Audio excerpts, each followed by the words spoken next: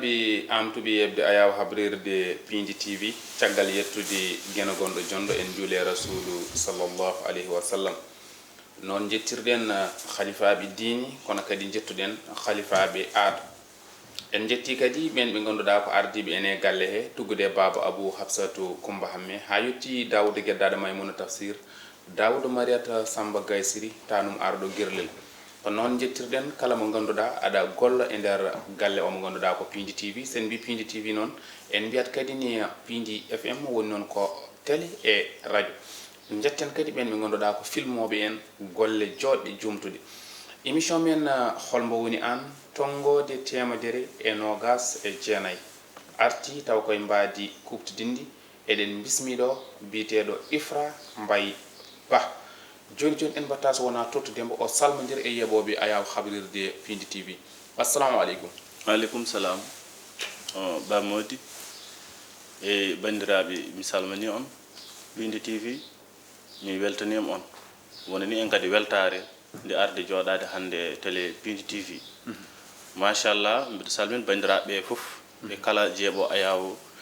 émission holmbo woni an tongode temedere e capanɗe jeegom temedere nogas e jeegom hande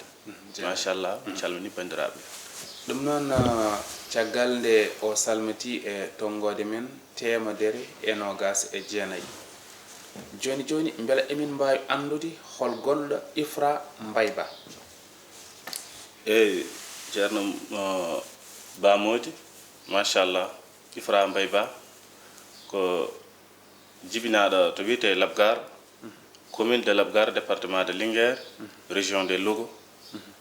ko politicien hen gaynaka hen ko commerçant hen banggue e machallah ko IFRA MBAYE BA hande ina dilla e politique e on woni IFRA MBAYE BA hande ɗo tolniden o saaha joni beela a meeɗi nadde jangde Qur'ana walla école ina wayno jangde ɓurɗen hen rewde seeɗa ko PULAAR PULAAR en jangi hen seeɗa keɓɗen hen humpeta kono ko mawɗum fo banggueji ɗi hen ko banggue PULAAR e français o kam foof hande eɗen liggoro ɗum machallah eyyi kono ko PULAAR o ɓurɗen janggude seeɗa caggal mum beela jangde ko famɗo suura heewa lammina hol gollal ngal gadiɗa wadde. eyyi min gadimi wadde gollal ko gaynaka ko gaynaka adimi rewde seeɗa gaynaka ni mi ayni seeɗal kono ɗum ne heewani Allah waɗi jiknaɗam watti yiilade aynaɓe kañum waɗami e ko faate gueɗe galle nde caggal majjum gontumi henti ko mbaɗo comme no julago ni sodde waye jawɗi en naw taske ha caggal muɗum ƴettinmi commerce eyyi ha hande noon mbeɗa tolni commerce o kam ha hande mbeɗa yaha hen ɗo saaha hande firti oɗo saaha koye commerce mbatta e gaynaka fof mbala nawdiɗi kanji ɗi e kanji ɗi fof hande mbeɗa nawdi gaynaka e commerce o fof hande kam eɗen nawdi ɗum machallah kadi yo ko banggue to gaynaka ɓurɗen yaaru koto julago julago one ko sottude kaake haɗa moƴƴina ɗumen haɗa yeeyde ko on banggue ɓurɗen abbade o hande oɗo saaha ɗum ɓuuri wonde gaynaka meɗen ni tolniɗen ɗo beela en jamanat gaynako tan hande so tawi woni eɗen kaala ɗo banggue ɓeeta tawi eɗen mbaɗa ɓeeta bandiraɓe jafo so tawi eɗen mbaɗa ɓeeta ko ganduɗa to batte gaynako e leydi Sénégal ene wiye jawdi ne heewi heewani hol yande ma e gaynako leydi Sénégal jiruɗa ɗum e bamodi banggue to gaynaka leydi Sénégal hewɓe hande ne daari mbiye gaynaka no walla kono gaynaka minen banggue momin jiirini wonko ngakki ha heewi saabu gaynaka ina waɗi waktuji ɗi ganduɗa alay saago jawdi ummo caggal leydi addede o yetta ɓuura wallude ɓesgu leydi ndi kono ina waɗi saaha mo ganduɗa enen ɓeɓɓe leydi ndi heɗen jogui jawdi machallah jawdi men no wawi men jogade ha priorité wayni taske ara noon jawdi gondi wawa addede kono hande oɗo saaha ɗo gonɗen ɗo leydi men ndi jawdi gondi ala hadde pour haɗede arde leydi ndi ha mbawen liggade kaake men en liggorde kaake men ɗi saabu en jii eɗen gandi hande e nder 100% aynaɓe ko ɓuri ko hen hewde sa itti e temedere hande sa yaltini temedere kala sa itti hen capanɗe jeetati ɓe ko yeeye ñaam en goni ɗo sika tawi noon so neɗɗo watti jaggude jawdi muɗum nawa daral horo yeeyde ɗum sababude jawdi gunde nanna e leydi ndi wadde firtiri ɗum ɗo hay so tawi gaynaka sénégal ne walla wonko ŋakke ha heewi eyyi heddi banggue to tolete président république ina yiiɗi wallude aynaɓe kono heetɓe ɓe pour wawde wallude aynaɓe ɓe hakkude mumen e lamɗo o ɗon no waɗi probléme saabu taki no waɗi probléme wonko lamɗo o wawa ɗum nande wawa ɗum yiide kamɓe mbawi ɗum yiide kamɓe mbawi ɗum nande saabu kamɓe goni jokkande aynaɓe ɓe e président hande so tawi kamɓe goni jokkorde ɗo banggue mawɗo leydi sénégal gaynako wonko mankira kono gaynaka di suɓanama ñalawma ɓe elle eɗen pewani kolol jeeto ɓiwol te so gaynako manki ɗum hol yiyande ma e ɗum e bamodi ɗon woni ni kam weltare no feewi saabu en jii aynaɓe hewɓe hande journée l' élevage o ina waasi ɗumen welde no feewi saabu taki mbo waasi ɗumen welde hande ha no feewi hay min e hooram kaalo o journée l' élevage o mbeɗa yiya hen ko muusiɓe saabu taki ɗum président rokkiri journée l' élevage o ko pour anda ko metti aynaɓe ñalawma keroriɗo gaynako fof ayna e ñalawma keroriɗo gaynaɓe aynaɓe tan jii ñalawma te aynaɓe jiyani koye mumen e ñalawma o saabu enen eɗen jaare journée l' élevage garo o waɗata meɗen journée ji jeetati journée ji jeetati ɓe fotno wonde journée ji jeenayyi 2020 en jahani 2020 ko temps waktu de corona le fotno wonde 7e édition woni 2021 mataw e nder 2022 wonata 8e édition o aynaɓe hay hen goto min feera yiide aynaɓe daari kaali to haalata ɗum ko politicien ji darata journée l' élevage to kaala mbi aynaɓe ngala caɗele mbi président aynaɓe mankaka ɗum aynaɓe mankaka ɗum jetta président minen ɗum min cohlani ɗum hande min cohlani ɗum jangga min cohli siko journée élevage waɗama aynaɓe sappo e joyi yo ngar kaala walla aynaɓe nogas ngar kaala kay jeeyi journée mumen kaala ko metti ɗumen ko woni caɗele mumen heddi noon neɗɗo mo ala caɗele wadde firti haaloɓe toon ɓe gona aynaɓe haaloɓe toon eɓe titoro gaynaka kono firti ɓe ngala caɗele gaynaka a wawa arde e auto ma 28 ummoɗa e galleji ma baɗɗi kilim ngara mbiya gaynaka jogui caɗele ana ala caɗele a yiyata caɗele gaynaka a wonani ladde a afayi a ƴoguiyani a sakkake jaabi a sakkake ana anda caɗele gaynaka ana wawa anda caɗele gaynaka en peera yi to ɓore paɗi sabuɗo ari toon hayde en peera yiide gaynaka bakkil kaala dani ari toon hayde ɓe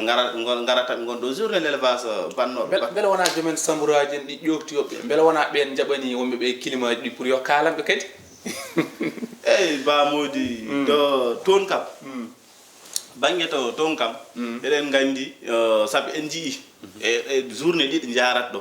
eɗen mbawi wiide wonɓe ɗo e nder gaynaka kam journée fof garɗa peera wasa haal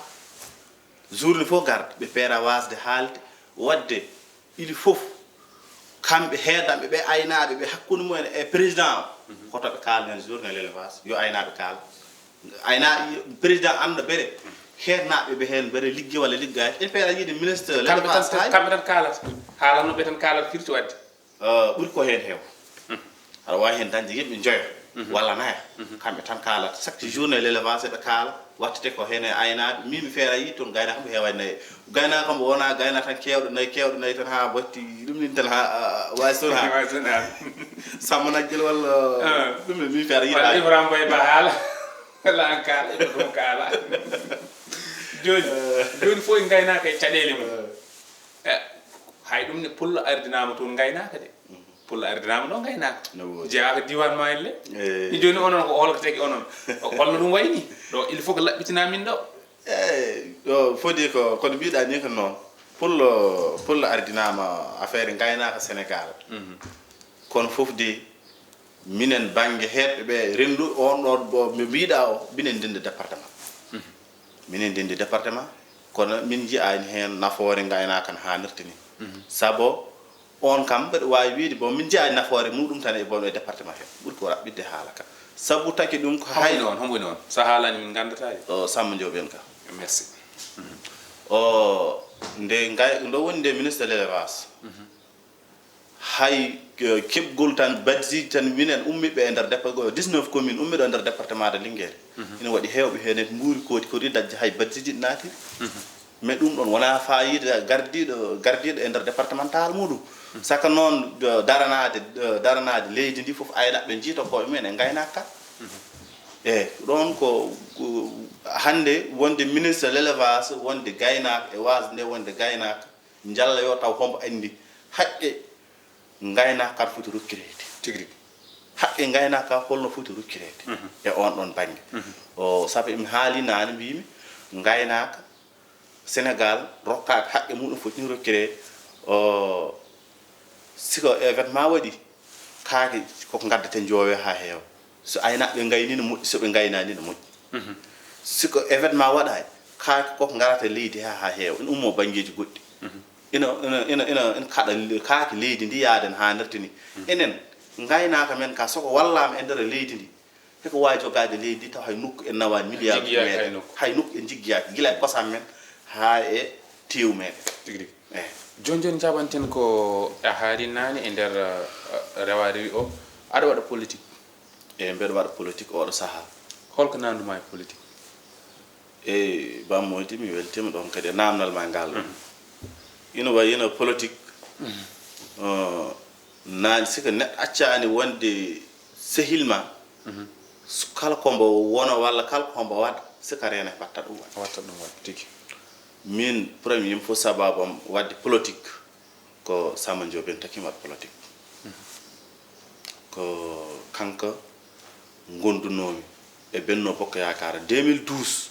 Macky Sall nde yahato nde gagnoto 2012 nden puɗɗimi yarude Samba Ndiobène e département de Linguére min koye commune Labgal goni ko ɗum natnimi politique mi naati politique 2012 mi wone Benno Bokk Yakar ha 2022 nde Allah waɗat minen sukaɓe labgarnaɓe minen fof min mbaddi haɓɓere wotere min jaadi e Benno Bokk Yakar kadi min jaadi e Samba Ndiobène ka e département de Linguére kono fof de e waade noon min jeehi hande ɗum yontoyno hande 2022 aroy min jiyani hen koye amen min jiyani hen koye amen hande min mbaɗi quitté e Benno Bokk Yakar min jeehi RV ko toon min goni oɗo saaha hande eyyi minen sukaɓe labgarnaɓe hande ko toon min goni kadi ya adiɓe yaaden jeeya hen min yaltude yaade sukaɓe bamude mi faami joni ka gummiɗo e Benno Bokk Yakar jaltuɗa jaaɗa diwan mo Linguére walla mbiyen département Linguére walla mbiyen commune Labgar oɗon jogui jagorɗo fodde 4 Samba Ndiobène ka nan toon Ali Sallé nan toon Ali Nguy Ndiaye nan toon Moussa Sow gardiɗo Cosére nan toon beela on jewtidi onon e koye mon hadema ƴettude wonde komi jaho e bamode ɗo mi weltima ɗo net ina wayino kamɓe jagorɗen ɗo ɓe kalɗaɓe woni hen yewtidaɓe woni hen ɓe keɓani yewtidede kono ɓuuri ko tan jojjude ko ɓuuri ko waɗɗade min e yewtidde ko yewtidde mo ganduɗa ko caabinoɗo natgulam e parti o e caabinoɗo gongulam ɗone ha mbattuma de politique woni Samba Ndiobène Samba on kaldi on min kaldi heddi Moussa Sow en ina wayino minen min kaldani mumen ɗum ɗon kadi min mbawa leggodirde mumen oɗo saaha ɗo ɗo ɓe goni ɗo noɓe jaggirni e noɓe gonirni e noɓe mbaɗirni haydara min mbawa hande nafdirde e mabɓe banggue politique o caggal nde ɓe jiyani amen kamɓe tegaɓe ɗon en Moussa Sow de minen min nanat tan ko kanko woni coordinateur Cosére kono minen bo saji min jaaha min mbasa gomde bo mbiyata ko coordinateur Cosére bo pour holɗo min mi jakorno fotino président république siko nomi neɗɗo poste totti ɗum teggi ɗum e nokku ko ɓuuri ko sadde Moussa Sow hande kala ɗo yeehi pour sukaɓe Labgar dal jiita koye mumen ani hen koye mumen Moussa Sow hande kala ɗo yeehi e nder Sénégal ni jogui konngol saabu kanko ardina sukaɓe Cosére kanko woni coordinateur Cosére national o tegama noon ɗo tegaɗo Allah waɗi kadi koye amen o jeeya koye nokku amen o jeeya siko min jiyani hen koye amen min jiyani ɗum min mbawi wiide mataw minen ko wiyete ko kono ma ɗum woda bel on mbaɗino feere pour wawde yewtidde makko e ko way noon on mbaɗi ɗaɓɓade pour yeydirde makko e minen min jewtidi e makka gila avant amen yaade hade amen yaade Moussa min jewtidi gila 2021 2022 fof ko min jewtida Moussa kono haydar gasani henede aussi ministre départemental o woni Samba Ndioben ko kañumne haydar gasani henede min ƴetti pellital noon minen debsinde parti o caggal ne min dilla e parti o ko fotini min ji'ani hen koye amen min ji'ani hen nafoore gila ko min manka ha heewi sabu ina waɗi nokkuji ɗi garata ngala ndiyam pour aɗa jeri sabu min kaalowo oɗo wuram tan ala ndiyam fotini ministre de développement communautaire équité sociale et territorial sika wonde mu a rewe mu duuɓi tolli duuɓi jeenayi walla duuɓi jeetati hay woro mo so ɓe woni nattat gumdem saka noon e militant ji ma ɓe gonduɗaɓe sika tawi an e hoore makko foɗɗa ko dañ a dañani ɗum saka goɗɗo dewɗo ma walla goɗɗo gonduɗo ma woda ko dañ soko tawi mata ɗum ɗon so waɗani ma ɗum so ɓurani renade tan a yiidor ko tigi ko wona ko ɗum diwan mon Macky Sall ala ko heddani ɗum jagorɗo fodde nayyi Macky Sall waɗni mon fodde mum hakkude mum e mon ko takma ko yaltude parti o sababu o holko poɗɗa waɗanede ka waɗanaka walla mbiyen holko wuro foti waɗanede waɗanaka walla holko nokku foti waɗanede waɗanako bisimilla ba modi hande parti pouvoir so neɗɗo yalti ɗum hande tan ko kinimo koko kaaɗi kinimu koko kaaɗi to heddi minen min mbawa wiide min puɗɗanama ɗum gonga noon komin labgar ko Macky Sall jooɗi ko rokkama force uji mangon force uji 4 e nder commune o kono noon ladde ne yaaji jooɗiɗo anda minen kam banguet amen min ji'ani hen haydar min jiitaki hen koye amen surtout ma noon minen sukaɓe ɓurnoɓe tampude nder Benno Bokk Yakar ɓurnoɓe tampude APR gila 2012 ha faade joni haydar min ji'ani henede heddi min mbawa min puɗɗanama ɗum walla min dañanama ɗum saabu haydar ara haydar min ji'ani hen koye amen ɓe tegi ɓe e département he ɓe ji'ani amen tigi gasi ha laabi kono noon joni jaɓanten ko beela ko an tan yeehi walla ko an e wondiɓe ma machallah ba modi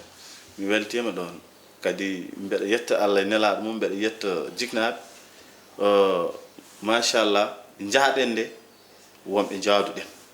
ni jaaɗen nde kadi haɗa jaaɗen to won arɓe machallah no feewi saabu ɗo gonnoɗen to won wiyan wonɓe gondunɗen to no mbeyi ɗo gonɗa ko ɗon min goni ɗa wonani min gonani ɗon machallah kadi mbeɗa yetta Allah no feewi mbeɗa yetta ɗumen no feewi sukaɓe ɓe gondumɓe hande mbeɗa walla ndira mumen banggue to politique mbo min goni o hande a waynoto so tawi won ko ponnoɗa haalde ka haalani kalora ɗum hen en gasni haalade e bamodi woni ni en weltare tan nde ardi ɗo e Piindi TV en jiiɗino ardi ɗo ko adi hande kono ko ɗum ɗo ande Allah ñaawi kadi en beltanima bandiraɓe foof e kala liggotoɗo Piindi TV min IFRA MBAYE mi salmini ɗum mi weltinima ɗum no feewi kadi eɗen ñaago yo Allah jaggaran men ɗum ɗo bamodi yo Allah yarno émission o yeeso heddi mbasitomi tan ko yimɓeɓe yoɓe tinno no feewi so to mbawɗa dillu soit to dillata foof noon so politique so gaynaka foof tinno e majjum développement majjum no foti ni ya hanirde kadi guilay mbeɗa weltinoro hen mbeɗa salmin kadi kala militant yam keɗiɗo mo gondumi e commune mo Labgal mbeɗa salmina ɗumen mbeɗa juuro ɗumen mbeɗa weltono ɗumen no feewi ɗo ɓe goni ɗo ene ɓe goniri ni mbeɗa juuroɓe machallah ko enen ndendi foof enen mbaddi foof enen mbaddata foof kadi so Allah jaaɓi on beltanama Piindi TV ɗum noon kawral e beelade Allah tongode temedere enogas e jeenayyi gorko mo commune Labgar département mo Linguére woni IFRA MBAYE BA e ballal Fati Ba en jarnimo ko bandiraɗo debbo mbo wona bandi debbo en jetti kadi ne diwan o kala e kubal o ko neddo darido ballindirowo e liñol ngol kono kadi ne ko ballindirowo e jayniyankobe liñol ngol gittowo jawdi mum wadana jayniyankobe eden gandi ina wada kono hono makko en be alimadbe en jettimbo ha no feewi kala ko oñi hen koye enen kono kadi en jetti o mo ganduda en jehina dewgal o mo ganduda ko gido men sehil men Bolo Sow en beltanimo mo hana hanirtu ni o addi ñaarel khalifu jekiram walla mbiyen didebel sehil jom galle mum njabbu balala gajigi elwas lawbe dik to e lumbi dik département mo Linguère lappol patam lamiwol jibidaw Umar Alhaji Ousmane Dombo lutani bi jongwuro woni Kalidou Ahmadou Hamiru Ba ko do mbaynortoden ha saha goddo hedno ton ko o mo ganduda ko Mansour Sow malla mbiyen Thiat Wala e bingel men ko do mbaynortoden ha saha goddo jokkon e yebde télémon Piindi TV ha saha goddo Allah jarama on jarama merci beaucoup jarama